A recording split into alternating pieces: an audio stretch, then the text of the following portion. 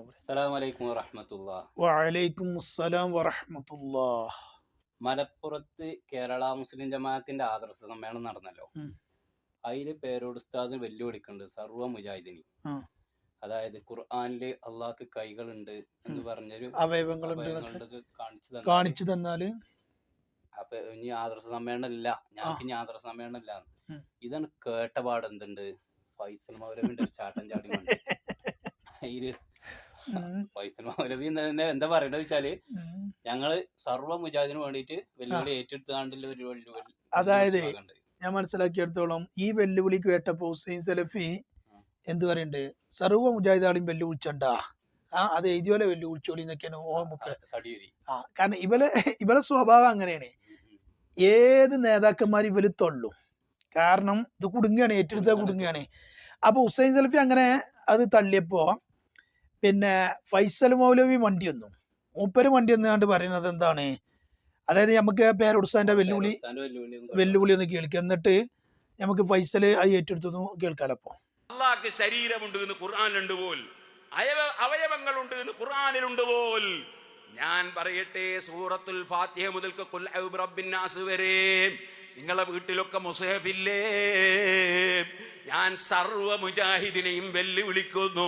അള്ളാഹിന്റെ ഖുർആനിൽ അള്ളാഹുവിന് ശരീരമുണ്ടെന്നോ അവയവങ്ങളുണ്ടെന്നോ പറയുന്ന ഒരായത്ത് കാണിച്ചു തരുമോ? പിന്നെ ഞങ്ങൾക്ക് ആദർശ സമ്മേളനം ഇല്ലട്ടോ. അങ്ങനെ ഒന്നിൽ കാണിച്ചു തന്നാൽ പിന്നെ ഞങ്ങൾക്ക് ഒരു ആദർശ സമ്മേളനം ഇല്ല. ഉണ്ടോ അങ്ങനെ ഒരായത്ത്? ശുദ്ധമായ കളവ്. അപ്പോ ഈ എഴുതി വെച്ചതും ഒരു മുജാഹിദ് മൗലവിയ, ചില്ലറക്കാരനല്ല. മുജാഹിദ് പ്രസ്ഥാനത്തിന്റെ പ്രസിഡന്റായ മങ്കട അബ്ദുൽ അസീസ് മൗലവിയാണ് ഈ എഴുതി വെച്ചത്. മുജാഹിദ് ആൾക്ക് പിന്നെ കാണിച്ചു കൊടുക്കുമ്പോ പിന്നെ ഓലെടുത്തുള്ളൂ, നേതാക്കന്മാരൊക്കെ എടുത്തുള്ളൂ. ഇതാണ് ഇവരുടെ സ്വഭാവം. സർവ്വ മുജാഹിദിനെയും വെല്ലുവിളിക്കേണ്ട പേരോട് മുസ്ലിയാരെ, അത് പറഞ്ഞ അങ്ങനെ ആരെങ്കിലും എഴുതിയിട്ടുണ്ടെങ്കിൽ അവരെ വെല്ലുവിളിച്ചാ മതി.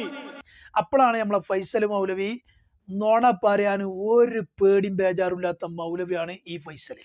കാരണം പച്ച നോണാങ്ങട്ടാണ് പറയും, എന്നിട്ട് അനുയായികളെ പറ്റിച്ചാൻ നോക്കും. അങ്ങനെയാണ് ഫൈസൽ മൗലവി ഒരു പെടല് പെട്ടിട്ടുണ്ട്. ഇവൻ പറഞ്ഞ് നോണ, നമ്മൾ വെറുതെ പറയുന്നല്ല, ഇവൻ പറഞ്ഞ നോണ നമ്മൾ തെളിയിക്കും ചെയ്യും.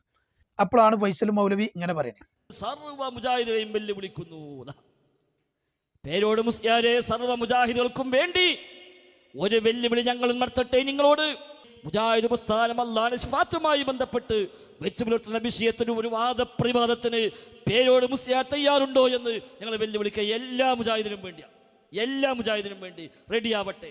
പഠിപ്പിച്ചരാ എന്താ മുജാഹിദ് നിലപാട്. മുജാഹിദ് പ്രസ്ഥാനം ഔദ്യോഗികമായി എഴുതിയ ഈ വിഷയത്തിലുള്ള ഏതും എടുക്കാം, നിങ്ങൾക്ക് ഒരു പ്രശ്നവുമില്ല. ഔദ്യോഗികമായ ഏതും എടുക്കാം. മുജാഹിദ് പ്രസ്ഥാനം സംഘടനാപരമായി പ്രവർത്തനം ആരംഭിച്ച അന്ന് മുതൽ 2012 വരെ ഔദ്യോഗികമായി എഴുതി ഏതൊക്കെ ഉള്ളതൊക്കെ എടുക്കാം. 2012 ശേഷമുള്ള അൽമനാറ് അത് എടുക്കാൻ പറ്റൂല എന്ന് പറയണില്ല, ഞങ്ങൾ വായിച്ചു നോക്കലില്ല, അവിടെ എന്തൊക്കെ ബന്ധു നമുക്ക് അറിയില്ല. പക്ഷേ ഔദ്യോഗികമായി മുജാഹിദ് പ്രസ്ഥാനം എഴുതിയ എന്തൊക്കെയുണ്ടോ ഈ വിഷയത്തിൽ, അല്ലാഹുവിന്റെ സിഫാത്തുമായി ബന്ധപ്പെട്ട കാര്യത്തിൽ, ആ വിഷയത്തിൽ ഞങ്ങൾ പറയുന്നു ഒരു മാറ്റവും വരുത്തിയിട്ടില്ല.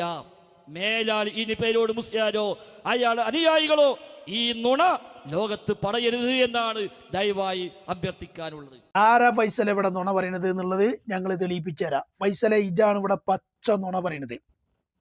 ഈ പറയുന്നത് 2012 മുമ്പുള്ള അൽമനാറ്, മുജാഹിദ് പ്രസ്ഥാനം സംഘടനയായി രൂപപ്പെട്ടതിന്റെ ശേഷം 2012 വരെയുള്ള മുജാഹിദ് പ്രസ്ഥാനത്തിന്റെ പ്രസിദ്ധീകരണങ്ങളെ ഏതും എടുക്കാന്നാ ഫൈസലേജ് പറയുന്നത്. ഇപ്പൊ മങ്കട അബ്ദുൽ അസീസിനെ നമുക്ക് തൽക്കാലം പൂട്ടാ, കാരണം അയാൾ എങ്ങൾക്കും വേണ്ടാന്നാ പറയുന്നത്. ഏതായാലും ഇരിക്കട്ടെ. അപ്പൊ നിങ്ങളുടെ ഏത് പ്രസിദ്ധീകരണങ്ങളും എടുക്കാന്നാണല്ലോ അള്ളാഹു താലയിലുള്ള ആ വിശ്വാസവും അള്ളാഹു താലാനെ കുറിച്ച് നിങ്ങൾ കാട്ടിക്കൂട്ടിയ കാലഘട്ടത്തിനനുസരിച്ച് കോലം കെട്ടിയ സംഗതികളെ നിങ്ങളുടെ അൽമനാറ് വെച്ചിട്ട് തന്നെ ഞങ്ങളത് തെളിയിക്കും. അതും കേട്ടോ ഫൈസലെ, ഇത് പറഞ്ഞത് എന്താ, 2012 മുമ്പുള്ളത്, ആ മുമ്പുള്ള അൽമനാർ വെച്ച് തന്നെ ഞങ്ങളത് തെളിയിക്കും. 2012 മുമ്പല്ലേ 2004 അല്ലെ? അപ്പൊ 2004 വന്നാൽ ഫൈസല ഏറ്റെടുക്കുമല്ലോ. അപ്പൊ ഫൈസലെ എന്നാ കേട്ടോ, 2004 അൽമനാറില് അള്ളാഹു തആലാക്ക് ഭാഗമുണ്ട് എന്ന് നിങ്ങളുടെ അൽമനാറില് വളരെ പച്ചയായിട്ട് എഴുതിയതാണ്. എന്ത്? 2004 അൽമനാറ്. ഏത് പ്രസിദ്ധീകരണവും എടുക്കാന്ന് പറഞ്ഞല്ലോ, അത് സമ്പാദത്തിന് വെല്ലുവിളിച്ചല്ലോ. വരി നമുക്കൊന്ന് കാണാം. ഇതാ 2004 അൽമനാറില് അള്ളാഹു തആലാനെ കുറിച്ച് ഇവർ എഴുതുകയാണ്. എന്ത്? അള്ളാഹുവിന്റെ ഇരു കൈകളും ഇരുഭാഗവും വലതു ഭാഗമാണ്. ഈ സംഗതി അൽമനാറിലുണ്ട്. ഇത് പലയിടത്തും വഹാബ് സക്കാഫി പറഞ്ഞപ്പോ ഫൈസൽ എന്തായി? ചിലയിടത്ത് അൽമനാർ കാണിച്ചു കൊടുക്കാത്തത് ഇങ്ങനെ പറയുമ്പോ ഫൈസൽ എന്തായി? സാധുവിന്റെ പുതിയത് ഇല്ലാന്നാ. അൽമനാർ നമ്മളെ പണ്ഡിതന്മാർ ഇതൊക്കെ പഠിച്ചിട്ടല്ലേ പറയുന്നത്. അപ്പൊ ഫൈസൽ എന്തായി? ഫൈസല് പിന്നെ വഹാബ് സക്കാഫിന്റെ പേരില് പച്ച നുണ പറഞ്ഞ് ഫൈസലും പെട്ടു. എന്നിട്ട് വഹാബ് സക്കാഫി ഇത് ഉണ്ട് എന്ന് പറഞ്ഞപ്പോ ഫൈസൽ പറയാണ്, വഹാബ് സക്കാഫി ഇതാ പേപ്പർ ഇങ്ങനെ കാണിക്കുക, എന്നിട്ട് ഭാഗം എന്ന് പറയാ. അങ്ങനെല്ലാം കണ്ണും ചിമ്പി പച്ച നുണ പറയുന്ന ക്ലിപ്പ് നമുക്ക് ഇങ്ങനെ കേൾക്കാം. അപ്പൊ രണ്ട് കൈയുണ്ട്, രണ്ടും വലത്താണ്. വഹാബ് സഖാഫി പേജ് എടുക്കാം, എന്നിട്ട് പറയാ ഇവര് പതിനേഴി രണ്ട് കൈയും വലതുഭാഗത്താകുന്നു. മൂപ്പരവക രണ്ട് കൈയും വലതുഭാഗത്താകുന്നു എന്ന് മുജാഹിദികൾ എഴുതിയിട്ടില്ല. രണ്ട് കൈയും വലതുഭാഗത്താകുന്നു എഴുതിയിട്ടില്ല. എന്തുകൊണ്ട്? ഭാഗം എന്നത് അള്ളാഹിനെ കുറിച്ച് പറയാൻ പാടില്ല. അപ്പൊ ഭാഗം എന്നുള്ളത് അള്ളാഹു തആലാനെ കുറിച്ച് പറയാൻ പാടില്ല എന്നും രണ്ട് കൈയും വലത് ഭാഗത്താകുന്നു എന്ന് എഴുതിയിട്ടില്ല എന്നും. ഓന്റെ ഫൈസലെ ഒരു ഇച്ചിരിയെങ്കിലും ഉളുപ്പുണ്ടോ ഫൈസലെ? എനിക്ക് എന്തിനാ ചങ്ങ ഇങ്ങനെ നുണ പറയുന്നത്? ഇനി ഇതേ ഫൈസൽ തന്നെ അൽമനാറിൽ ഭാഗം എഴുതിയത് വഹാബ് സക്കാഫിയാണ് കാണിച്ചു കൊടുക്കുകയാണ്. അപ്പം മൂപ്പരാണ് പൊട്ടും ചെയ്തു. അപ്പം മൂപ്പര് പറയാണ് അത് അബദ്ധമാണ്, സൂക്ഷ്മത കുറവാണ്, പിന്നെ അതിനില്ലാത്ത പേരില്ല, ആ അപ്പോ നമ്മളെ വഹാബ് സക്കാഫി ഉസ്താദേ, വഹാബ് സക്കാഫി ഒരു സംഗതി പറഞ്ഞിട്ടുണ്ടെങ്കിൽ അതൊക്കെ ഉള്ളത് തന്നെയാണ് ഫൈസലെ. ഇജ് മുജാഹിദ് മതത്തെ കുറിച്ച് പഠിച്ചില്ല. ഇതിപ്പോ 2000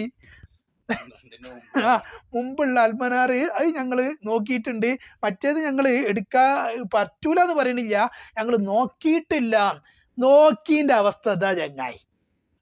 നിങ്ങള് നോക്കി അൽമനാറിന്റെ അവസ്ഥ എന്താ? ഇനി അന്നെക്കൊണ്ട് ഞങ്ങൾ ഏത്തടിപ്പിക്കുമ്പോടെ പച്ചോന്നോണ പറയാ സുന്നത്ത് ജമാഅത്തിന്റെ പണ്ഡിതന്മാരുടെ പേരിൽ. എന്നിട്ട് പേരോട് കളവ് പറയാ, വഹാബ് സക്കാഫി കളവ് പറയാ. ആരവിടെ കളവ് പറഞ്ഞത്? ഫൈസലാണ്. അത് ഞങ്ങൾ തെളിയിക്കാൻ പോവുകയാണ്.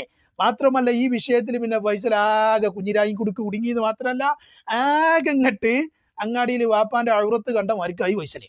ലാസ്റ്റ് ഇയാൾ പറയുന്നത് നല്ല രസം കിട്ടോ, രസകരമായിട്ട് നുണ പറഞ്ഞാണ്ട് ഇങ്ങനെ താക്കുകയാണ് ഇയാളെ. കാരണം അങ്ങനെയാണല്ലോ, ഒരു നുണ പറഞ്ഞാല് അതിൽ നിന്ന് കഴിച്ചിലാകാൻ നോക്കാൻ വേണ്ടിയിട്ട് ഒരുപാട് നുണ പറയേണ്ടി വരും. അതിന്റെ ഒരു അനുഭവസ്ഥനാണ് ഈ ഫൈസല്. കേൾക്കാം നമുക്ക്. വഹാബ് സക്കാഫി പറയട്ടെ. സഹോദരന്മാരെ ഇരിക്കട്ടെ, വലത് എന്ന് പറയാം, ഭാഗം എന്ന് പറയാൻ പാടില്ല എന്നാണ്. എന്നാൽ നാലാമത്തെ ചോദ്യം ഫൈസൽ മൗലവി മറുപടി പറയണം. എന്താ? അൽമനാറിൽ നിങ്ങൾ അള്ളാഹുവിന് ഭാഗമുണ്ട് എന്ന് തന്നെ പറഞ്ഞിട്ടുണ്ട്. അള്ളാഹുവിന്റെ ഇരു കൈകളും അഥവാ ബ്രാക്കറ്റിൽ ഇരുഭാഗവും. ഫൈസൽ മൗലവി അള്ളാഹുവിന് ഭാഗമുണ്ടെന്ന് പറയാൻ പറ്റുമോ? അങ്ങനെ പറഞ്ഞാൽ കാഫിറാകുമോ? എങ്കിൽ ഈ അൽമനാർ കക്ഷത്തിലിറക്കി നടന്ന വഹാബികളെ ഒന്നുകൂടി പൊന്നാനിയിൽ കൊണ്ടുപോകണ്ടേ? ഇരുഭാഗവും എന്ന് പറഞ്ഞിട്ട് മൗലവിമാര് പറയാണ് വലതുഭാഗം. കണ്ടങ്ങള് പച്ച മലയാളത്തിൽ. അപ്പൊ പച്ച മലയാളത്തിൽ വലതുഭാഗം തന്നെ എഴുതി വെച്ചിട്ടുണ്ട്. ഇത് വഹാബ് സക്കാഫിയാണ് കാണിച്ചെടുത്തപ്പോ ഫൈസലാകപ്പെട്ടല്ലോ. ഇനി ഓന് സമ്പാദം എന്നുള്ള തന്നെ പറയാൻ പേടിയേക്കാരും. കാരണം ഇവ ആ ജാതി പടലപ്പെട്ടത്. അതിൽ മുജാഹിദാളൊക്കെ ഫൈസലിന്റെ കോളറിന് പിടിച്ചോ. അല്ല ഫൈസലെ, ദത്താജി പറഞ്ഞത് ഈ വലിയ ആളെ കണ്ട് 2012 മുമ്പുള്ള അൽമനാർ എന്നൊക്കെ പറഞ്ഞു. ആ 2004 അൽമനാർ 12 മുമ്പല്ലേ ഫൈസലെ എന്ന് പറഞ്ഞപ്പോ ഫൈസലെ പിന്നെ ഫൈസൽ വരുന്ന കോലം ഇങ്ങനെ. അപ്പോഴാണ് ഇപ്പോൾ ഒരു അൽമനാറുമായി ചില മനുഷ്യന്മാർ 2004 അൽമനാറിൽ അള്ളാഹ്ക്ക് ഭാഗം എഴുതിയിട്ടുണ്ടെങ്കിൽ അത് അബദ്ധമാണ്, ഒരു പ്രശ്നമില്ല. അത് ന്യായീകരിക്കേണ്ട ഒരു ഉത്തരവാദിത്വം നമുക്കില്ല. വളരെ കൂളായിട്ട് പറയാനേ, എഴുതിയിട്ടുണ്ടെങ്കിൽ അത് അബദ്ധമാണ്, നേരത്തെ എഴുതിയിട്ടില്ല. വഹാബ് സക്കാഫി കളവ് പറയാണ്. സുഹൃത്തുക്കളെ, ഇയാളൊക്കെയല്ല തെരണ്ടി പോലെ അച്ചാറിൽ മുക്കി തല്ലേണ്ടത്. നേരത്തെ വഹാബ് സക്കാഫിന്റെ മേലിൽ അങ്ങനെ വഹാബ് സക്കാഫി പറഞ്ഞപ്പോ അത് കളവാണ് പറയുന്നു എന്നൊക്കെ പറഞ്ഞിട്ട് അതാണ് കാണിച്ചു കൊടുത്തു. കാണിച്ചു കൊടുത്തപ്പോ ഇയാൾ വരെ എഴുതിയിട്ടുണ്ടെങ്കിൽ അത് അബദ്ധമാണ്. സൂക്ഷ്മത കുറവ് എന്ന് നമ്മളൊരു കുട്ടി ഒരു മുഖാമുഖത്തിൽ ചോദിക്കുമ്പോഴാണ് അപ്പോഴും പെട്ടു പൈസല് ഒപ്പര പൂതി എന്താന്ന് അത് ആരും അറിഞ്ഞിട്ടുണ്ടാവൂല. അപ്പോഴാണ് മുഖാമുഖത്തിൽ ഇട്ടാണ്ട് ഒരു കുട്ടി പൈസലിനെ ഇട്ടാണ്ട് ഇങ്ങനെ കൊട്ടിയും കൊയ്യും പറയിപ്പിച്ചിനെ. അപ്പൊ പൈസൽ അവിടെയും പെട്ടു. അപ്പൊ പിന്നെ അവിടെ പറഞ്ഞ ഇത് കേൾക്കണം കേട്ടോ, അവിടെയും പൈസല് നുണ പറയുന്നുണ്ട്. അത് നമ്മൾ തെളിയിച്ചു തരാം. ഏതായാലും പൈസൽ ആ മുഖാമുഖത്തിൽ ചോദിക്കുമ്പോ ആ രംഗം നമുക്കൊന്ന് കേൾക്കാം. ഇങ്ങനെ അള്ളാഹുവിനൊരു ഭാഗമുണ്ട് എന്ന് എഴുതാൻ പാടുണ്ടോ എന്നുള്ളതാണ് ചോദ്യം. അതിന് വലതു ഭാഗം എന്ന് പറയാൻ പറ്റുമോ? അത് സൂക്ഷ്മത കുറവാണ്. ഭാഗം എന്ന പദപ്രയോഗം പറയുന്നത് സൂക്ഷ്മത കുറവാണ്. അള്ളാഹുവിൻ്റെ ഭാഗം എന്ന് അല്ല പറഞ്ഞാൽ റസൂല് പറഞ്ഞാൽ നമുക്ക് പറയാമെന്നല്ലാതെ അള്ളാഹും റസൂലും പറയാത്ത ഒന്ന് നമുക്ക് പറയാൻ അള്ളാഹിനെ പറ്റി പാടില്ല. നിങ്ങൾ ഏതാ ചങ്ങായിമാരെ അള്ളാഹു താല പറഞ്ഞത്? നിങ്ങൾ പറഞ്ഞത് ഇതുവരെ നിങ്ങളിപ്പോ അള്ളാഹു താല പറഞ്ഞാൽ പറയാം എന്ന് പറഞ്ഞല്ലോ. അപ്പൊ അള്ളാഹു താല പറയാത്തതാണല്ലോ നിങ്ങൾ അൽമനാറിൽ എഴുതിയത്. അതന്നെ എഴുതിയിട്ടില്ല. വഹാബ് സക്കാഫി കളവ് കരയാന്നൊക്കെ എത്ര പ്രാവശ്യമാണ് പൈസലെ ജി നുണ ആവർത്തിച്ചിട്ടുള്ളത്. അപ്പൊ അത് സൂക്ഷ്മത കുറവാണ്, അതൊരു അബദ്ധമാണ് ഫൈസൽ പറയാ. എന്നിട്ട് ആ കുട്ടി തന്നെ ചോദിക്കുമ്പോ ഫൈസല് വീണ്ടും ഒരു സംഗതി പറയുന്നുണ്ട്. അത് നമുക്ക് ഇങ്ങനെ കേൾക്കാം. 2012 മുമ്പും ശേഷവും ഈ വിഷയത്തിൽ അൽമനാർ നിലപാടുകൾ എന്നും ശരിയാണ്, തെറ്റിയിട്ടില്ല, നിലപാട് തെറ്റില്ല. ഒരു ലേഖകന് അദ്ദേഹത്തിൻ്റെ ലേഖനത്തിൽ വന്ന അബദ്ധമാണ്. അത് എത്രയോ വേദികളിൽ ഞങ്ങളൊക്കെ തന്നെ പറഞ്ഞിട്ടുണ്ട്. ഇവിടെ മാത്രമല്ല, എത്രയോ വേദികളിൽ ഞങ്ങളൊക്കെ തന്നെ ഇത് പറഞ്ഞിട്ടുണ്ട്. ഉളുപ്പുണ്ടോ ഫൈസലെ? എത്രയോ വേദികളിൽ നിങ്ങളൊക്കെ തന്നെ പറഞ്ഞിട്ടുണ്ടെങ്കിൽ പിന്നെ എന്തിനാണ് വഹാബ് സക്കാഫി കളവ് പറയുന്നു എന്ന് പറഞ്ഞാണ് നീ പറഞ്ഞത്? ഭാഗം എന്ന് അൽമനാറിൽ എഴുതിയിട്ടല്ല. കാരണം മലപ്പുറത്തെ ആ സമ്മേളനം കഴിഞ്ഞപ്പോൾ മലപ്പുറത്ത് സമ്മേളനത്തിലെ പേരോട് സാഹിബ് വെല്ലുവിളിച്ചത്, അത് കഴിഞ്ഞതിന്റെ ശേഷം വഹാബ് സക്കാഫി പലയിടങ്ങളിലും അൽമനാറിൽ ഇങ്ങനെ എഴുതിയിട്ടുണ്ട് എന്ന് പറഞ്ഞപ്പോ പലയിടങ്ങളിലും ഈ ഫൈസൽ വന്നിട്ട് പറഞ്ഞത് അൽമനാറിൽ അങ്ങനെ ഭാഗം എന്ന് എഴുതിയിട്ടില്ല, അത് വഹാബ് സക്കാഫി പറയാണ്. എന്നിട്ട് ഉളുപ്പില്ലാതെ ഈ അടുത്ത് ഒക്ടോബർ 29 ആണ് ഈ മുഖാമുഖം നടന്നത്. ചിന്തിക്കണം കേട്ടോ. ഈ ഒക്ടോബർ, അതായത് ഈ ഒരു മാസം മുമ്പ് ഒരു മുഖാമുഖം നടന്നപ്പോ ആ മുഖാമുഖത്തിൽ ആ ഫൈസലി ഈ നുണ പറഞ്ഞ്. അതിന്റെ മുമ്പൊക്കെ മലപ്പുറത്തെ പേരോട് ഉസ്താദിന്റെ വെല്ലുവിളി കഴിഞ്ഞതിന്റെ ശേഷം പലയിടങ്ങളിലും വഹാബ് സക്കാഫി അൽമനാർ വെച്ചപ്പോഴൊക്കെ ഈ ചങ്ങായി പറഞ്ഞത് എന്താണ്? അങ്ങനെ അൽമനാറിൽ ഭാഗം എഴുതിയിട്ടില്ല. എന്നിട്ട് ഇപ്പം പറയാണ്, ഒരു മാസം മുമ്പ് പറയാണ് ഞങ്ങൾ തന്നെ പലയിടത്തും അത് തിരുത്തിയിട്ടുണ്ട്, പറഞ്ഞിട്ടുണ്ട്, ഇതാക്കിയിട്ടുണ്ട്. എന്താ ഇതിനൊക്കെ ചെയ്യുക? ഈ ചങ്ങായി അതുകൊണ്ട് നുണപറയൽ മത്സരത്തിൽ പങ്കെടുത്ത ആളെ മുജാഹിദ് ഒരു നുണപറയൽ മത്സരം സംഘടിപ്പിച്ചിരുന്നു. എന്നിട്ട് ഫസ്റ്റ് കിട്ടിയ മൗലവിക്ക് എന്താണ്? സോപ്പും പെട്ടിയാണ്. ഇയാളല്ല, എനിക്ക് തോന്നിപ്പോവുകയാണ്. കാരണം ഈ ഇത്തര കട്ടിയിൽ നുണ പറയണമെന്നുണ്ടെങ്കിൽ ഇയാൾക്ക് തന്നെ കയറോ സോപ്പും പെട്ടിട്ടിരിക്കുക. എന്താ പൈസലേത്? എന്നിട്ട് ഞങ്ങൾ തന്നെ അത് പലയിടങ്ങളിലും പറഞ്ഞിട്ടുണ്ട്. പിന്നെ എന്തിനാ ചെന്ന വഹാബ് സക്കാഫിനെ വെല്ലുവിളിച്ചത്? ഭാഗം എന്ന് അൽമനാറിൽ എഴുതിയിട്ടില്ല എന്തിനാണ് പറഞ്ഞിട്ടുള്ളത്? ഈ രൂപത്തിൽ പച്ച നുണ പറഞ്ഞില്ലേ ഫൈസലേ? ഇനി അത് അറിഞ്ഞുകൊണ്ട് തന്നെയാണ് പേരോട് മുസ്ലിയാർ വെല്ലുവിളിച്ച വെല്ലുവിളി നമ്മൾ ഏറ്റെടുത്തത് തന്നെ, അറിയാത്തൊന്നല്ല. ഇത് ഉണ്ടായിരിക്കെ തന്നെ വെല്ലുവിളി ഏറ്റെടുത്തത്. അത് എന്നിട്ടും ഇത് പേരോട് മുസ്ലിയാർ പറഞ്ഞതിന് അനുകൂലമാണെങ്കിൽ അദ്ദേഹത്തിന് ആ വെല്ലുവിളി ഏറ്റെടുത്തപ്പോൾ ധൈര്യമായി വരാമല്ലോ. അദ്ദേഹം വന്നിട്ടില്ല, വരികയുമില്ല. ഇതത്തിന് നീ വെല്ലുവിളി ഏറ്റെടുത്താണ്ട് വരുന്ന നിങ്ങൾ തന്നെ പറയില്ല, അത് സൂക്ഷ്മ കുറവാണ്, അത് അബദ്ധമാണ്. പിന്നെ ഇനി എവിടുക്കാ വരേണ്ടത്? അപ്പൊ ഈ രൂപത്തിൽ പച്ച നുണ പറഞ്ഞ ആളാണ് ഈ ഫൈസൽ മൗലവി. വീണോർത്ത് കടന്ന് ഉരുളുക എന്ന് മാത്രമല്ല, സകല മുജാഹിദ് ആളെ അവസ്ഥ തന്നെയാണ്. എന്നിട്ട് ഇങ്ങനെ വലിയ ആളായിട്ട് അങ്ങനെ പറയാ. പിന്നെ അൽമനാറിലെ വന്നൊരു സംഗതിയാണ് എന്ത് വളരെ രസകരമായിട്ട്. കാരണം ഇവലെ ദൈവം വേറെ കേട്ടോ. ഏതായാലും ഇവലൊക്കെ വിശ്വസിച്ചത് അബൂജാഹിൽ വിശ്വസിച്ച ഒരു ദൈവമുണ്ട്, ആ ദൈവത്തിലാ. മുത്തനബി സല്ലല്ലാഹു അലൈഹി വസല്ലം തങ്ങള് പരിചയപ്പെടുത്തിയ അള്ളാഹുവില് മുജാഹിദിനും വിശ്വാസമല്ല, അബൂജാഹിലിനും വിശ്വാസമല്ല. എന്നാൽ ഇവര് പറയാറുള്ളത് എന്താണ്? അബൂജാഹിൽ വിശ്വസിച്ച ദൈവത്തിലാണ് മുജാഹിദാൾ വിശ്വസിച്ചിട്ടുള്ളത്. കാരണം അബൂജാഹില് ഒരിക്കലും വിശ്വാസിയല്ല, അല്ലല്ലോ. എന്നാൽ മുജാഹിദാൾ പറയല അബൂജാഹിൽ വിശ്വാസിയാണ് എന്നാ. അത് നമുക്ക് വേറെ ക്ലിപ്പിൽ തെളിയിക്കാം. പക്ഷേ വളരെ രസകരമായ ഒരു സംഗതി എന്താന്ന് വെച്ചാൽ, മുജാഹിദിന്റെ അൽമനാർ 2007 അൽമനാറും 2009 അൽമനാറും 2007 മുജാഹിദ് എഴുതിയാണ് അള്ളാഹു തആലാക്ക് 2 കൈകളുണ്ട്. ആ രണ്ടുള്ളത് വലത് ഭാഗത്താണ്. അവല് ഈ ഇടതില്ല. ഇടത് ഭാഗത്ത് അള്ളാഹു തആലാക്ക് കൈയില്ല. മുജാഹിദിന്റെ അൽമനാർ അത് കിടക്കണേക്കും. അപ്പൊ പിന്നെ ഇടത് ഭാഗത്ത് അള്ളാഹു തആലാക്ക് കഴിയില്ല എന്ന് പറയുന്ന മുജാഹിദ് 2009 ആയപ്പോ അള്ളാഹു തആലാക്ക് ഈ ഇടതും കൈവച്ചു കൊടുത്തു. അപ്പൊ നമ്മൾ പറയാണ് ഈ മുഹമ്മദ് റസൂലുള്ളാഹി സ്വല്ലല്ലാഹു അലൈഹി വസല്ലം തങ്ങള് പരിചയപ്പെടുത്തിയ അള്ളാഹുവിലല്ല ഈ മുജാഹിദിന് വിശ്വാസമുള്ളത്, അത് ഏതോ ഒരു ദൈവം. അത് കാരണം അബുജാഹിലൊക്കെ വിശ്വസിച്ച ദൈവത്തിലാണ് ഇവർ വിശ്വസിച്ചിട്ടുള്ളത്. അബുജാഹിൽ വിശ്വാസിയാണ് എന്നാണല്ലോ ഹുസൈൻ സലഫിയൊക്കെ പറഞ്ഞിട്ടുള്ളത്. അപ്പോ 2007 അൽമനാറിൽ എഴുതിയത് എന്താണ് നമുക്കിങ്ങനെ നോക്കാം. അതായത് KNMന്റെ അൽമനാറിൽ 2007 അൽമനാർ, അള്ളാഹു അവന്റെ ഒരു കൈ കൊണ്ട് ഭൂമിയെ മുഴുവനായി ചുരുട്ടിപ്പിടിക്കും, അവന്റെ മറ്റേ കൈ കൊണ്ട് ആകാശത്തെയും ചുരുട്ടിപ്പിടിക്കുകയും ചെയ്യും, അവന്റെ 2 കൈകളും വലതാണ്, അവയിൽ ഇടതില്ല. അപ്പൊ അള്ളാഹു താല ഒരു കൈ കൊണ്ട് ഭൂമിയും ഒരു കൈ കൊണ്ട് ആകാശവും ചുരുട്ടിപ്പിടിക്കുക, അവയിൽ 2 കൈയും വലതാണ്, ഇടത് കൈയില്ല. അൽമനാറിൽ പറയാണ് 2007 മെയ് മാസത്തിലെ അൽമനാർ പേജ് 57. അപ്പോൾ 2 കൈയുള്ളതും വലതാണ്, ഇടതില്ല. എന്നാ അതേ KNMന്റെ മുഖപത്രമായ അൽമനാർ 2009 നോക്കിയാ നമുക്ക് നോക്കിക്കാളുക എന്താണ് നോക്കീന്.